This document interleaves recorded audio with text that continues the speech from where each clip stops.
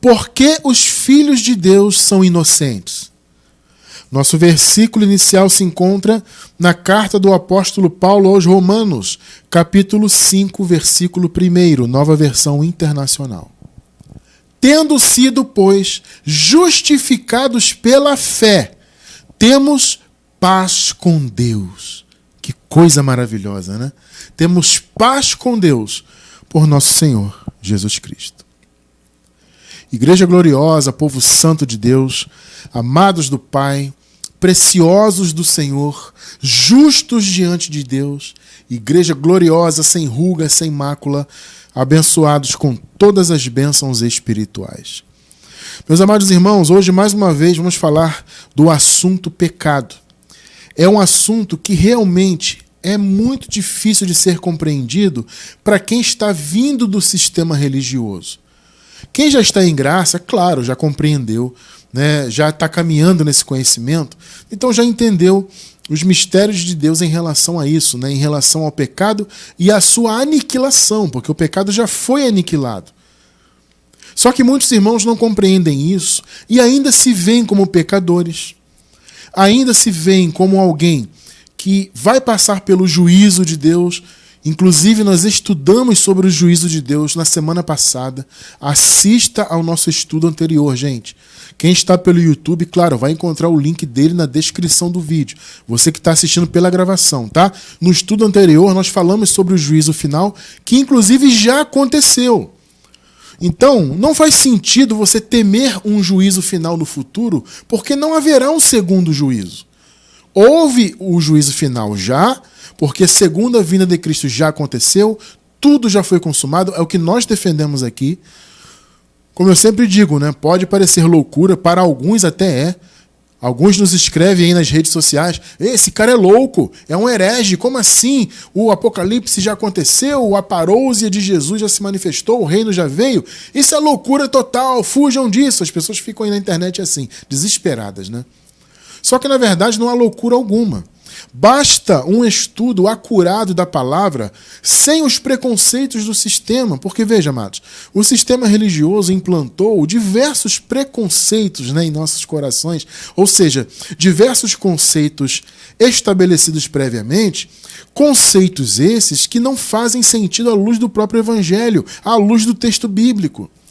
Só que para nós, até pouco tempo atrás fazia sentido, porque a maioria de nós que hoje está em graça veio do sistema religioso, né?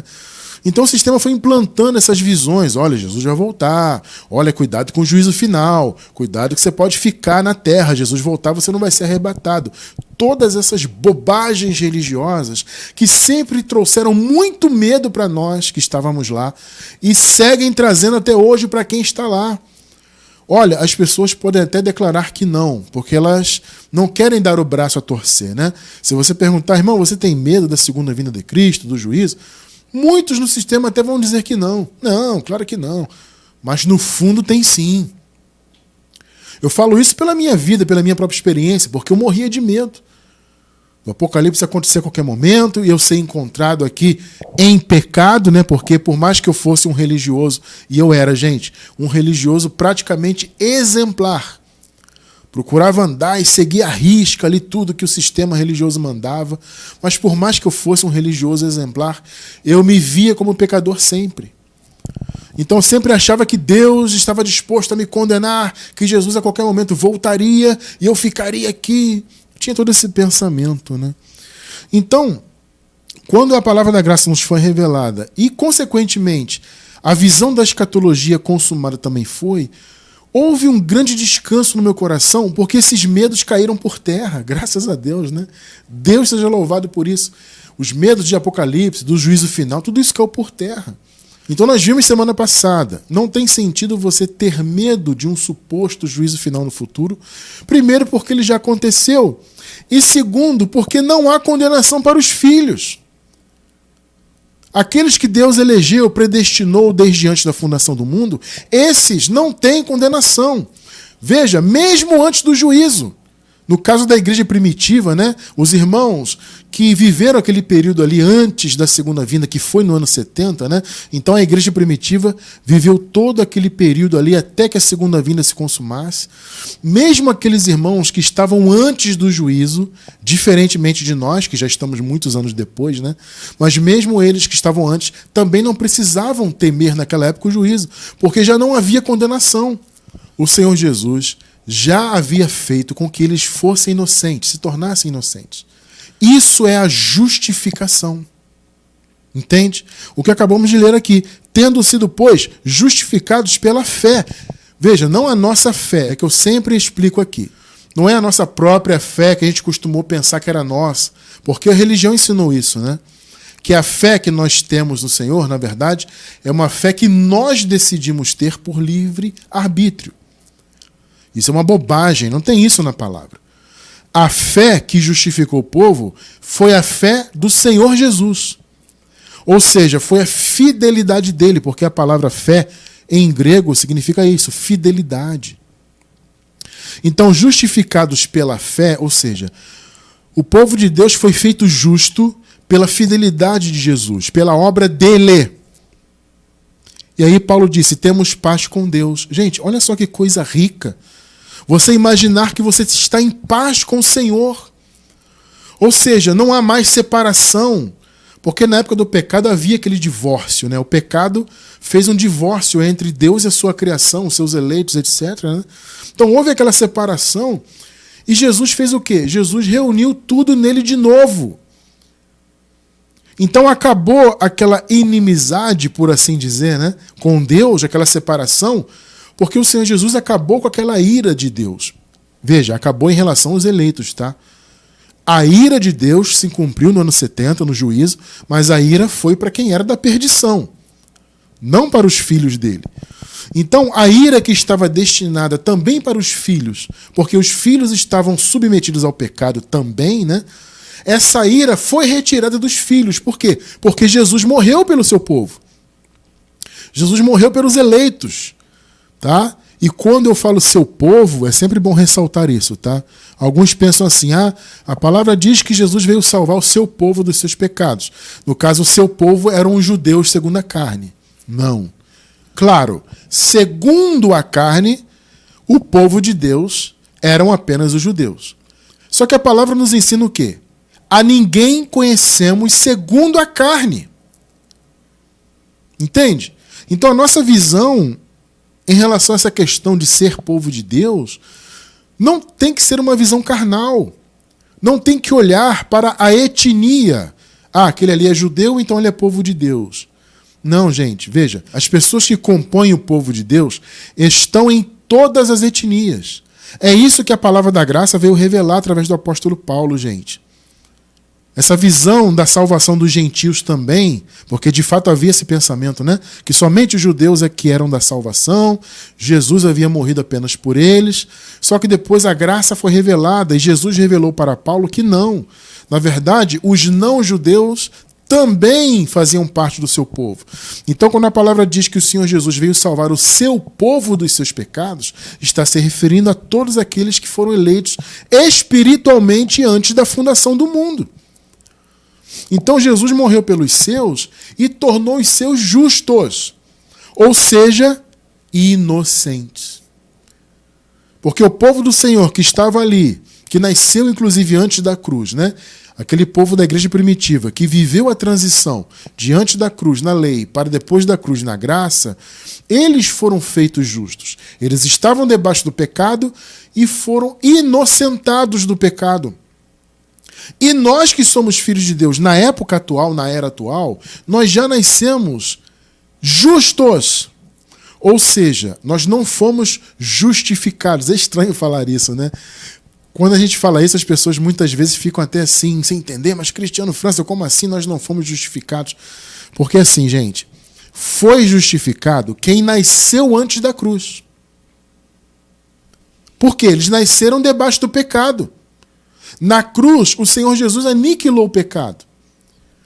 Entende? Então, naquele período até a cruz, todos que haviam nascido então naquela época, nasceram sob o domínio do pecado, da condenação. Perceberam, né? Então eles sim foram inocentados, justificados. Nós não. Porque nós nascemos depois da cruz, depois da vinda do reino, muitos séculos depois, inclusive. Então nós já nascemos com a obra consumada, com essas bênçãos já estabelecidas. Então eu não digo que eu fui justificado, eu digo que eu já nasci justo. Porque quando eu nasci, quando você nasceu, a minha esposa, todos nós que vivemos nesta era e somos eleitos filhos de Deus, já nascemos com um pecado aniquilado. Já nascemos com o juízo final estabelecido. Então, veja, amados, nós já nascemos sem culpa. Veja, eu estou falando do ponto de vista de Deus, tá? Ah, irmão Cristiano, se eu fizer uma obra má, eu não vou ter culpa? Claro, se você fizer uma obra má, sua mente vai ter culpa pela obra que você fez, porque você é filho de Deus e você vai entender que uma obra má não tem que ser praticada por você. Você não tem que viver em obras da carne, fazendo obras más. Não é o chamado para os filhos de Deus. Então, quando eventualmente um filho de Deus pratica uma obra má, uma obra da carne, etc., é claro que ele fica com aquela culpa. O filho da perdição, a má semente, ele não tem culpa. Ele faz o mal, ele gosta do mal e não sente qualquer remorso ou culpa. Mas os eleitos de Deus, sim, sentem. Por isso que nós lutamos contra a carne e buscamos o máximo possível estar longe de suas obras. Agora, veja, isso é do ponto de vista humano, do ponto de vista da nossa própria consciência. Agora, do ponto de vista de Deus, você está sem culpa. E esta é uma notícia maravilhosa. E isso é graça, irmão. Olha, amado, vamos lá. A pessoa fala que prega a graça e diz que você é pecador. Olha, Deus está te olhando, está vendo o seu pecado, hein? Deus vai te julgar no juízo final. Cuidado para você não perder a salvação. Gente, isso não é graça. Graça é tudo consumado. Graça são bênçãos já liberadas, todas as bênçãos espirituais. Como já estudamos muitas vezes aqui, o Senhor Deus já nos deu todas as bênçãos, já nascemos com elas, inclusive a justiça. Então os irmãos diante da cruz e que viveram a transição para depois da cruz, foram justificados, porque eles estavam debaixo do pecado, e nós já nascemos justos, ou seja, sem culpa. O Senhor retirou toda a culpa dos seus filhos. Então você, diante de Deus, está sem culpa. Por isso que você já é um cidadão do reino. Nós que somos eleitos do Senhor, amados, já somos cidadãos do reino dele. Já estamos espiritualmente ligados ao paraíso. E o nosso destino é viver no paraíso para sempre, após essa vida aqui terrena.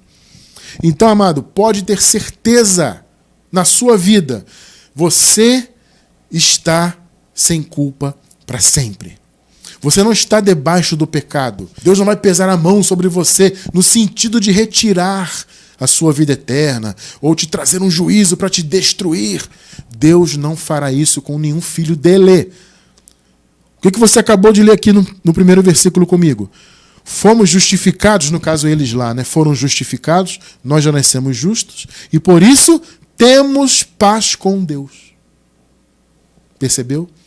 Então, nós já estamos em plena paz com Deus. Não há culpa, Deus não nos vê pecadores. Nós já nascemos livres de toda a culpa. Já nascemos justos. Então, amados, vamos ver como isso aconteceu, né? É bom você entender, principalmente você que está começando na graça agora, é importante você estudar isso aqui, amado. Veja, essa semana eu recebi uma mensagem curiosa de um irmão, falando assim: abençoado, olha, eu já assisti vários vídeos seus e só agora eu entendi a questão do pecado.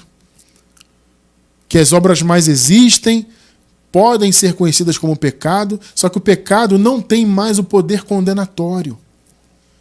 Inclusive, esse amado irmão falou assim: olha, amado, isso é muito difícil de se entender. Para quem está vindo do sistema religioso é muito difícil.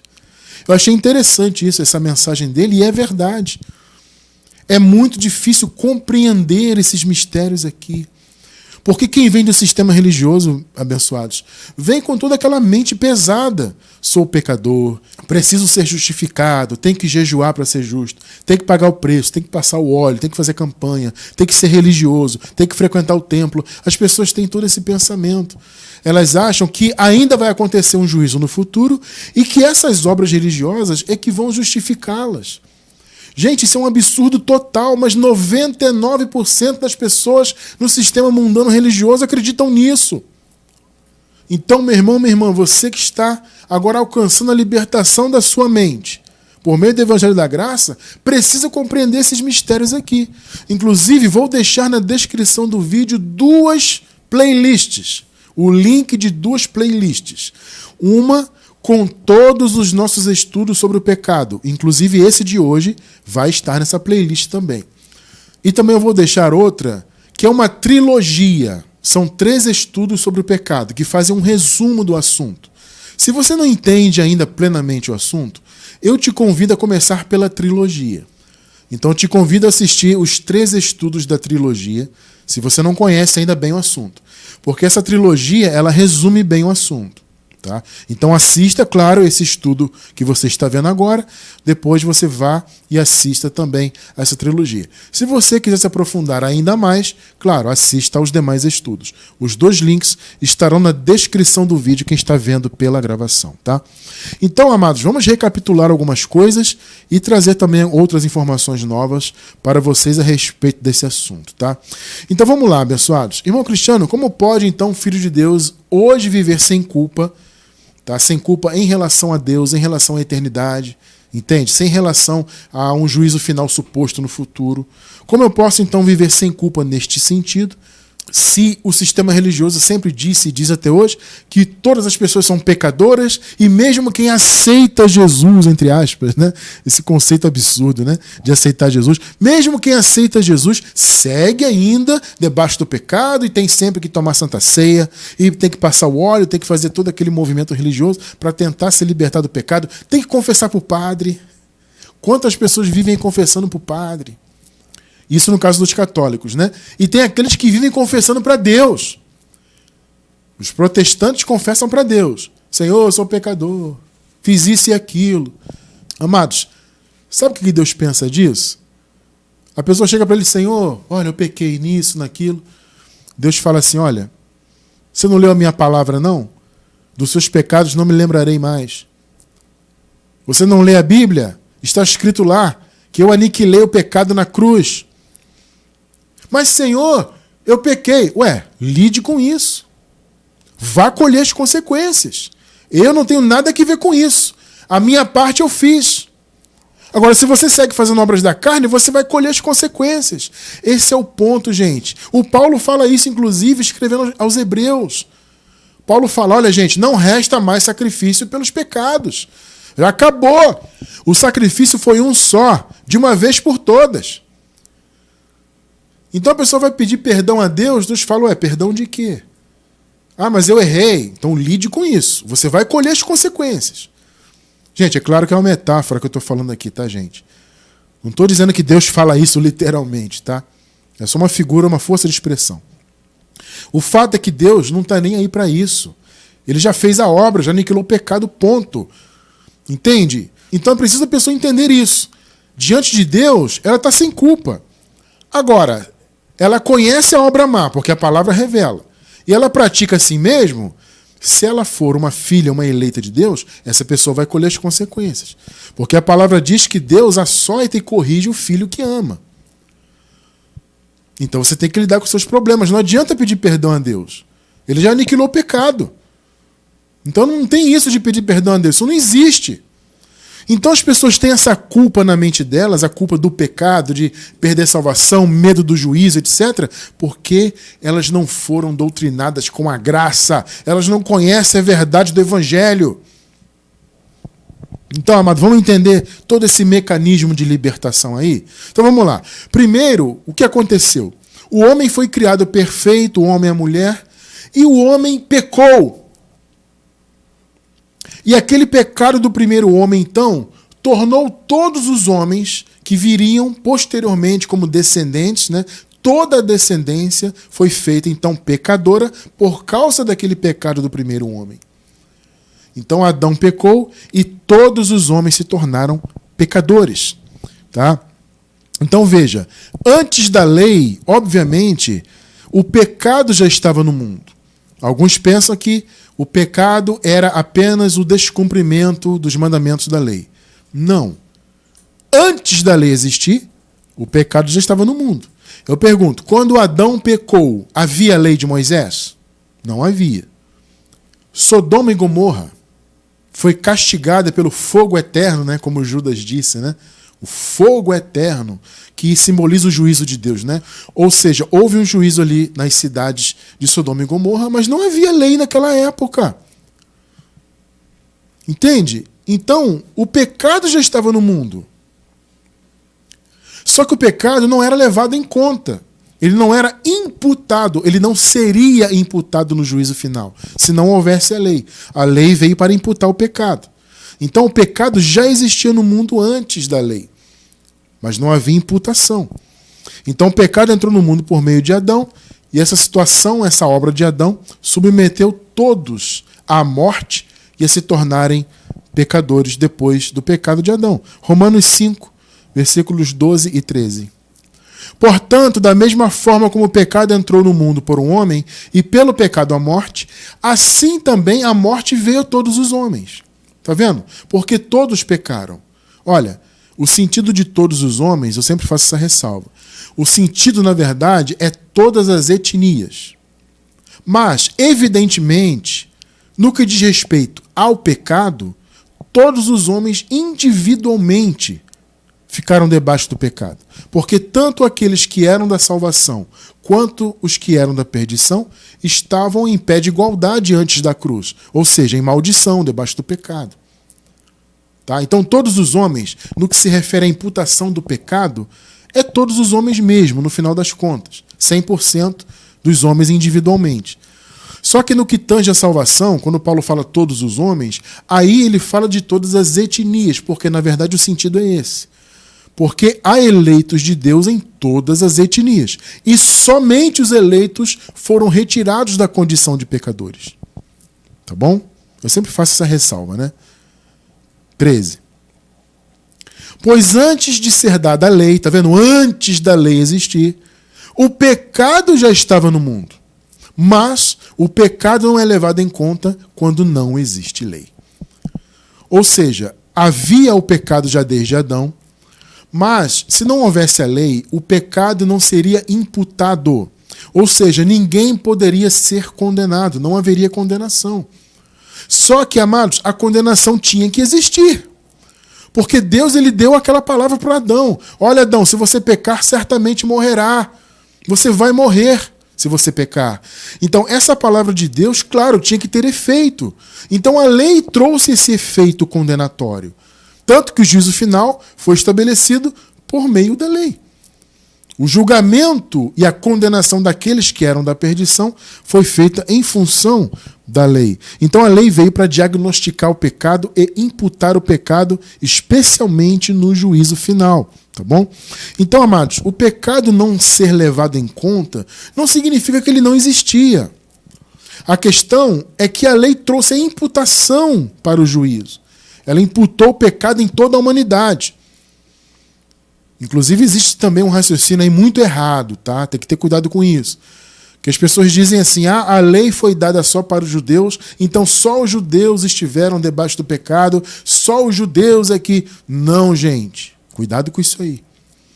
É bem verdade que a lei foi dada para os judeus cumpri-la. Ela foi dada exclusivamente para eles a observarem.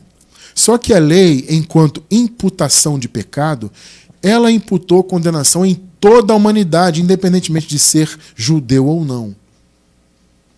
Então, cuidado. Se você vir alguém falando, ou ouvir no caso, né? Se você ouvir alguém falando aí, não, pecado era só os judeus que cometeram, só eles estavam debaixo da lei. De fato, como eu disse, no que se refere a cumprir a lei, observá-la e viver por ela, ela foi dada exclusivamente para os judeus, até por causa das promessas de Deus para Abraão, etc. Muito bem. Tá? Só que a imputação foi para toda a humanidade. E Paulo fala isso claramente, gente. Isso não é nenhuma questão interpretativa. É claro, é muito claro. Entende? Então, alguns entendem que o pecado era somente a transgressão da lei e só os judeus então cometiam pecados. Negativo, tá? Romanos 2,12. Todo aquele que pecar sem a lei... Quem é que não tinha lei? Paulo fala no contexto, né? e os gentios que não têm lei. Então, de fato, a lei não foi dada para os gentios cumpri-la, os não-judeus.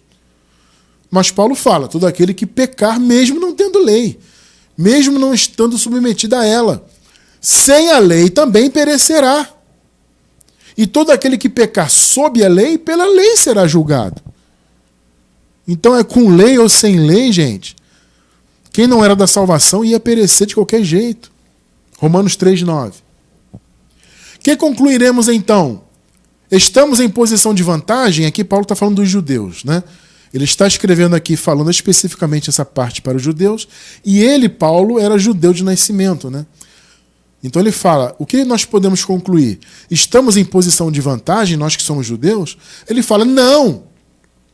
Já demonstramos que tanto os judeus quanto os gentios estão debaixo do pecado. Olha só. Mas, irmão Cristiano, por que Paulo fala que eles estavam debaixo do pecado? Porque, amados, eles haviam nascido antes da cruz. Entende? Então Paulo usa esse termo. Todos os judeus e gentios, não só os judeus, estão submetidos ao pecado. Só que aqueles que eram eleitos foram resgatados da condição de pecadores. Mas haviam nascido como pecadores, tanto os judeus quanto os gentios. Então, esqueça essa história, gente. O pecado era só transgressão da lei. Só os judeus é que eram pecadores, só os judeus foram salvos. Esqueçam isso, tá? Isso é uma visão carnal do evangelho. Rechacem isso, caso vocês ouçam alguém falando essa bobagem, tá? Então, muito bem, vamos lá. Evidentemente, a partir do advento da lei, o ato de descumpri-la tornou-se pecado, obviamente, né? Descumprir a lei era pecado. Mas o pecado veio antes da lei, trouxe a morte como consequência, tá? Só que ele não poderia ser imputado no juízo final, principalmente para a condenação, porque não havia lei para imputá-lo.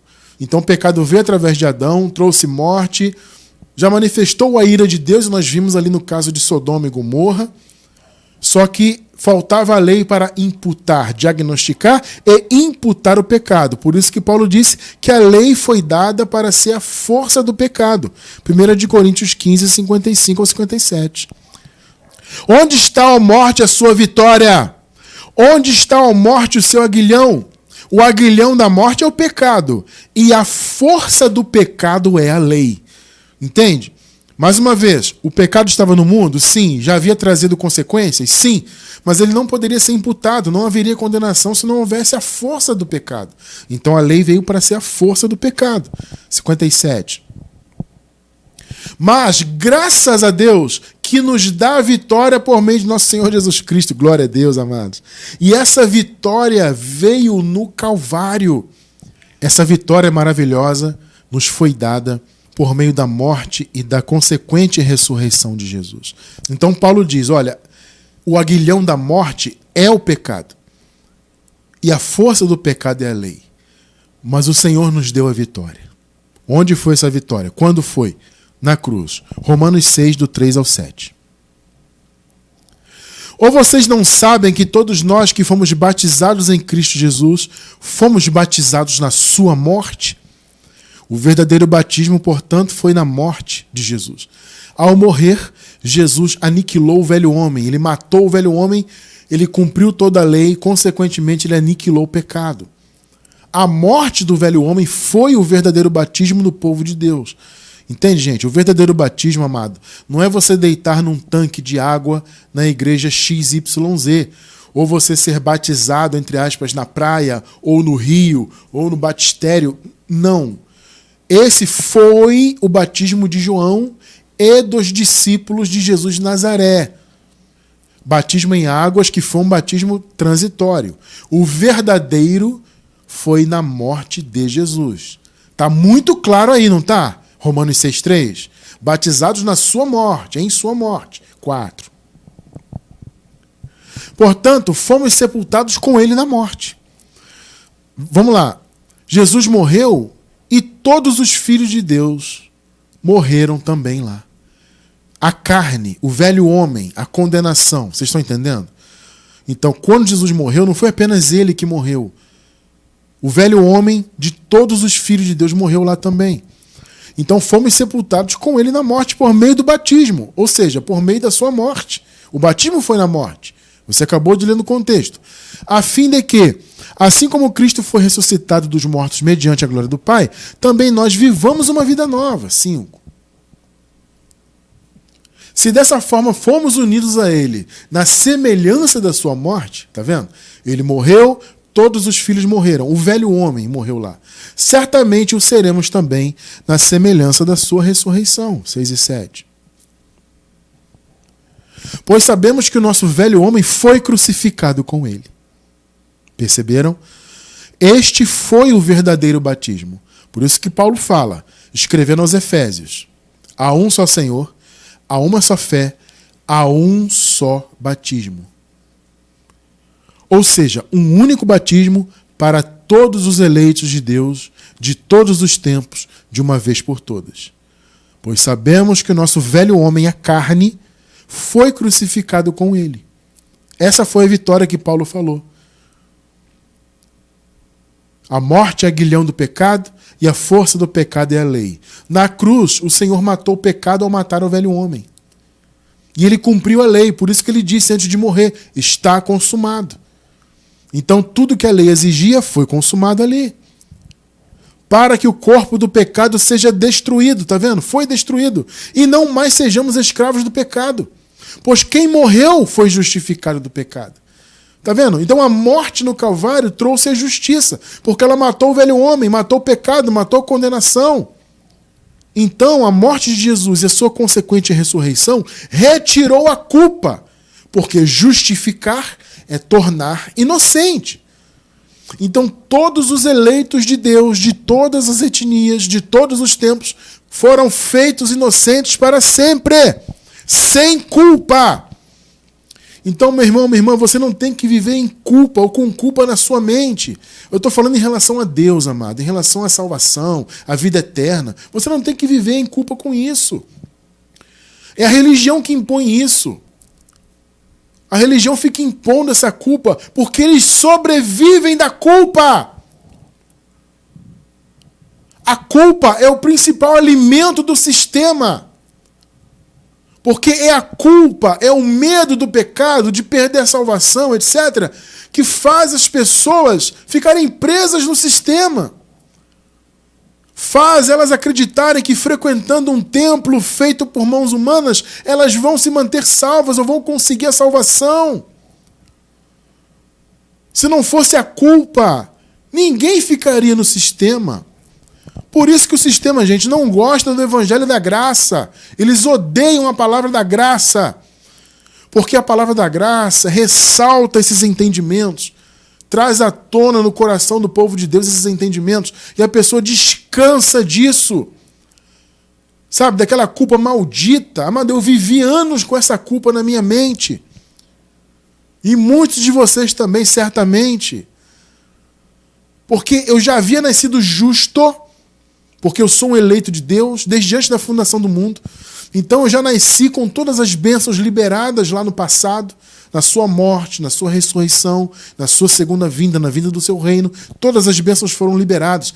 E eu já havia nascido, como vocês também, todos nós, nascemos nessa condição depois da obra consumada. Então eu já havia nascido com todas as bênçãos. Já havia nascido, então, sem culpa. Só que a minha mente vivia cheia de culpa. Porque eu me via como pecador, vou perder a salvação, e tem que cumprir isso e aquilo, e se faltar o culto, perde a salvação, e se não usar a roupa que o pastor mandou usar, vai perder a salvação, e se não for fiel dizimista, vai perder a salvação, e se não subir o monte, não vai ser santificado, e se você não é santificado, perde a salvação também, tudo perde a salvação. E as pessoas vivem naquela culpa religiosa terrível. A culpa é o principal alimento do sistema, para eles se manterem de pé, enganando, retirando a paz das pessoas e o dinheiro. O sistema religioso retira não só a paz, retira também o dinheiro das pessoas por meio da culpa. Mas como vocês viram aqui, uma vez que o velho homem de todos os filhos de Deus morreu na cruz, a carne de todos nós morreu lá. Nós já nascemos, inclusive, com a carne morta. Claro, não no sentido biológico, tá? Mas no sentido de condenação, como um agente de condenação. Porque a carne, juntamente com a lei, era o agente de condenação. Entende? Então, uma vez que a carne morreu na cruz, todos os eleitos de Deus de todos os tempos foram libertos da culpa, foram feitos justos. Aqueles irmãos foram justificados da época da igreja primitiva, nós já nascemos justos, sem culpa efetiva, não existe culpa. Você não tem que viver em culpa, você não tem que pedir perdão a Deus, Senhor, me perdoa. Mais uma vez, como eu disse, né? Perdoar de quê? Eu já aniquilei o pecado, eu fiz a obra. Praticou uma obra má? Vá colher os frutos. Não adianta vir pedir perdão. É isso, esse é o ponto. Então, amados, Adão trouxe o pecado, a lei veio para imputar o pecado, né? Então, o que o Senhor Jesus fez? Ele aniquilou o velho homem, a carne, porque o pecado estava na carne, como está até hoje. Ué, como assim, irmão Cristiano? O pecado não foi aniquilado? Pecado hoje em dia é a obra da carne. É o sentido literal da palavra pecado, que é errar o alvo, errar o caminho, né? Então, quando você faz uma obra que é má, e as obras más, sim, elas existem, e vão existir para sempre aqui nessa terra, então você está errando o alvo, né? Porque o nosso alvo, o nosso caminho, é seguir o que o Espírito revela, a direção de Deus. Mas quando você anda pela carne, você está andando por outros caminhos que não é o caminho de Deus. Estão entendendo? Então isso também é pecado. Só que não é um pecado imputado para a perdição. O que você comete hoje de obra má é um pecado que traz consequências para a sua vida aqui. Você vai colher o que você plantar. Você está entendendo a diferença? Então, não há mais condenação. Não há mais o pecado que traz a condenação. Porque o pecado foi aniquilado. Ele foi tornado obsoleto, sem efeito. Já vamos ler isso aqui já já. E por que isso? Porque a carne morreu no Calvário e a lei foi cumprida. Romanos 10:4. Porque o fim da lei é Cristo para a justificação de todo o que crê. Está vendo? Que crê como consequência. Mais uma vez, é uma outra ressalva que eu sempre tenho que fazer. O nosso crer não é a causa de nada. O nosso crer é a consequência de quem nós somos. Se você é um filho de Deus, consequentemente, eventualmente, você vai crer. Está entendendo? É uma consequência, não a causa. Então, quando Paulo fala todo o que crê, não é o crer que trouxe a justificação. O que trouxe a justiça foi a morte de Jesus. Foi a fé do Senhor Jesus. E o nosso crer é uma consequência disso. Romanos 8:1. Clássico, né? Portanto, agora, nenhuma condenação há. Ora, se não há condenação, desde a cruz, por que você tem que viver culpado? Por que a religião imputa pecados nas pessoas? E culpa, como eu acabei de falar. Eles ignoram totalmente a palavra, gente. Você acabou de ler aqui. Inclusive, a cegueira lá é tão grande que eles chegam até a cantar músicas com esse tema aqui. Nenhuma condenação há. Tem uma música até muito linda, que de vez em quando eu a escuto também, que fala: nenhuma condenação há para os que estão em Cristo. É uma música linda, maravilhosa. Eles cantam essa canção e outras com esse tema e seguem com a culpa na mente, porque a religião impõe culpa. Eles dizem não há condenação, mas se veem pecadores. Dizem que não há condenação, mas vai vir no futuro um juízo, que eles têm medo de passar pelo juízo. Tudo isso é culpa religiosa. A religião impõe, repito, porque isso é o fomento da religião. O que fomenta a religião é a culpa, meu irmão.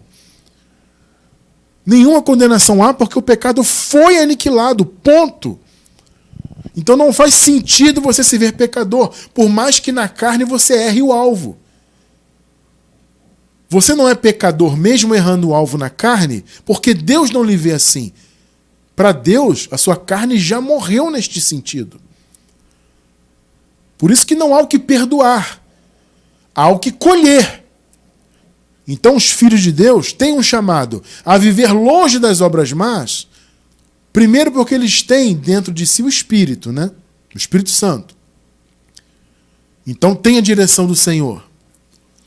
Então o chamado é viver na direção do Senhor. Vocês estão entendendo? Não é porque você é eleito de Deus e conhece a sua posição, que o pecado foi aniquilado, que você não tem que viver com culpa, etc., que você vai deixar a sua carne fazer o que ela quiser. Não é o chamado do filho da filha de Deus. É simples assim. Ah, mas Cristiano, eventualmente, o filho de Deus erra na carne? Sim, vai colher as consequências. Não adianta ir para o padre confessar pecado. Não adianta também entrar no seu quarto, como os protestantes fazem, e confessar o pecado para Deus. Acabou a condição de pecador. Ponto final. Nenhuma condenação há. Então, se você planta na carne, vai colher as consequências mais da carne. E Deus não tem nada que ver com isso. Deus não vai te salvar das consequências do que você faz.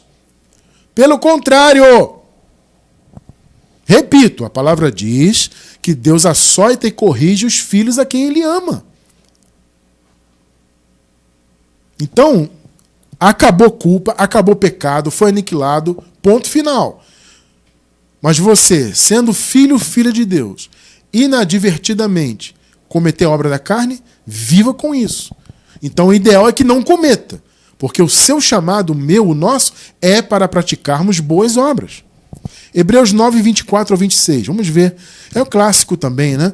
Mas vamos relembrar aqui essa passagem maravilhosa, onde nos afirma que o pecado de fato foi aniquilado. Pois Cristo não entrou em santuário feito por homens, uma simples representação do verdadeiro. Ele entrou nos céus para agora se apresentar diante de Deus em nosso favor.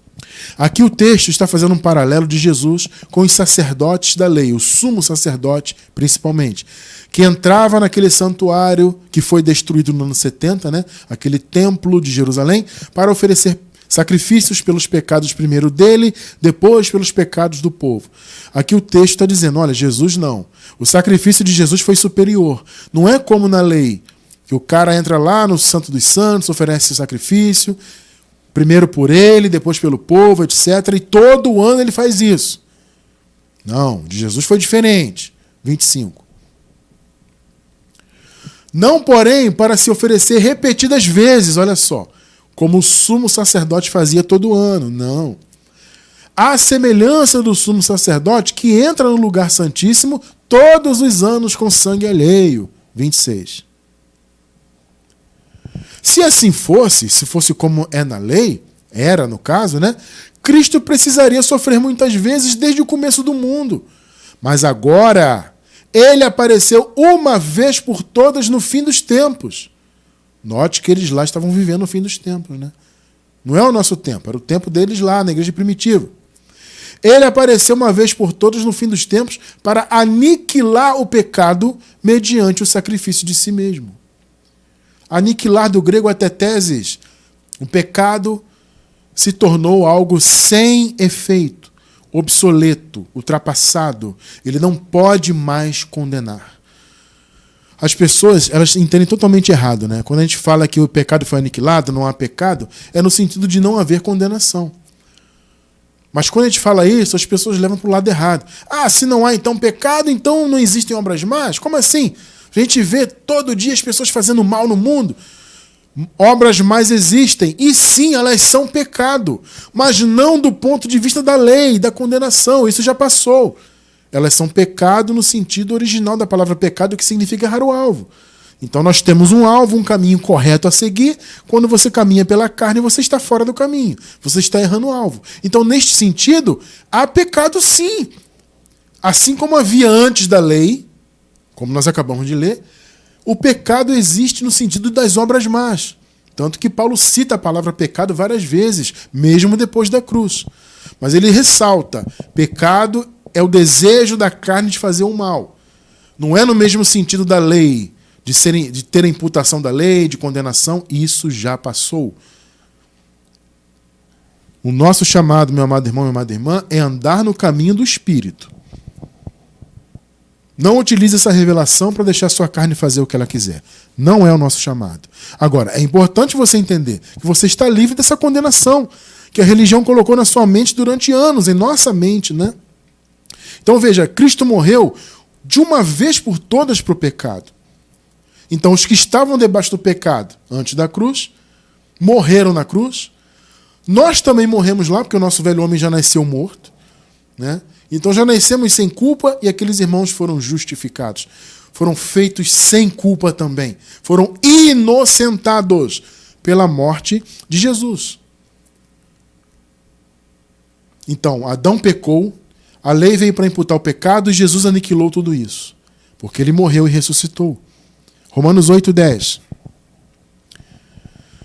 Mas, se Cristo está em vocês e Cristo está em nós, o corpo está morto por causa do pecado. Tá vendo? O corpo morreu lá, o velho homem, como nós lemos, mas o espírito está vivo por causa da justiça. Colossenses 3:3. Pois vocês morreram. Perceberam, gente? E agora a sua vida está escondida com Cristo em Deus. Vocês morreram. Paulo está falando de quê? Do velho homem que morreu lá. Ô Colossenses, vocês estão mortos. Vocês não têm que se ver mais em pecado. Vocês já morreram para o pecado. Não há condenação. Vocês não têm mais culpa. Vocês foram inocentados pelo Senhor de uma vez por todas. Agora, nem por isso vocês vão dar lugar à sua carne. Diga não para ela. O pecado, ele não pode mais nos condenar, mas ele pode trazer más consequências. Mau testemunho para as pessoas e por aí vai. Repito, os filhos de Deus não têm que viver nisso. Então aqueles que nos acusam de sermos a favor de praticar obras más, negativo. Nós pregamos a palavra da graça há quase 20 anos, atualmente, né? Nós estamos aqui gravando e pregando ao vivo para vocês em fevereiro de 2025, há quase 20 anos. Nunca houve e nem haverá qualquer estudo nosso incentivando alguém à prática má. Pelo contrário. Porque nós entendemos que apesar da liberdade que temos em graça, não vamos viver o que a carne quer viver. Porque não é o nosso chamado.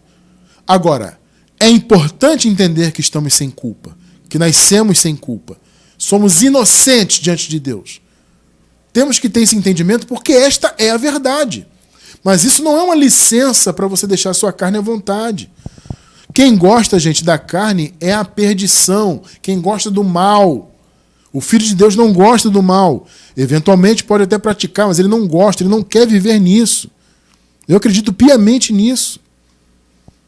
Então, amados, uma vez que não há culpa, o pecado foi aniquilado, é claro que nós dizemos que não estamos mais debaixo do pecado. Romanos 4, 14 e 15. Pois, se os que vivem pela lei são herdeiros, a fé não tem valor. E a promessa é inútil, porque a lei produz a ira. Está vendo? A lei que manifestou a ira no dia do juízo. E onde não há lei, não há transgressão. Ora, se Jesus aniquilou o pecado e ele cumpriu toda a lei, e o fim da lei foi Cristo, então não há transgressão. Então não haver pecado é o quê? Não há transgressão. Não é que não existam obras más, é que não existe transgressão da parte dos filhos de Deus. Foi isso, inclusive, que João profetizou, que o Senhor tiraria o pecado do mundo. João 1, 29. No dia seguinte, João viu Jesus aproximando-se e disse: Vejam, é o Cordeiro de Deus que tira o pecado do mundo. Ele tirou o pecado, gente. Como pode você ler isso aqui e ainda ter culpa na tua mente? Achar que vai perder a salvação, que o juízo final vai vir ainda, você pode ficar por aqui e se perder, ir para o suposto inferno de fogo. Isso é uma bobagem. Eis o Cordeiro de Deus. Esse aí, o que vocês estão vendo, ele tira o pecado do mundo. É o que ele vai fazer na cruz. Então o pecado foi retirado no sentido da condenação, sim. Não no sentido de não haver obras más. Mas no sentido da condenação, sim. O pecado foi retirado. Aí alguém pode dizer, mas irmão Cristiano, vamos lá. A palavra diz que não há um justo sequer. É verdade, Romanos 3,10. Como está escrito, não há nenhum justo, nenhum sequer. Irmão Cristiano, se não há nenhum justo, como você pode dizer que nós somos inocentes? Veja, amados, é uma questão de contexto, né? Primeiro que aqui Paulo está citando um texto do Antigo Pacto. Ele está citando Salmos 14. Ele está falando, então, da condição do homem antes da cruz. Todos eles ali na igreja primitiva haviam nascido antes da cruz. Então ele está falando dessa condição. Ou seja, em si mesmo, não há ninguém que seja justo, pois todos nós nascemos debaixo do pecado. Entende? Então, quando ele diz que não há um justo sequer, é aquele que nasceu debaixo do pecado. e nele mesmo jamais ele seria justo. Então as pessoas foram feitas justas por Cristo, não por elas mesmas.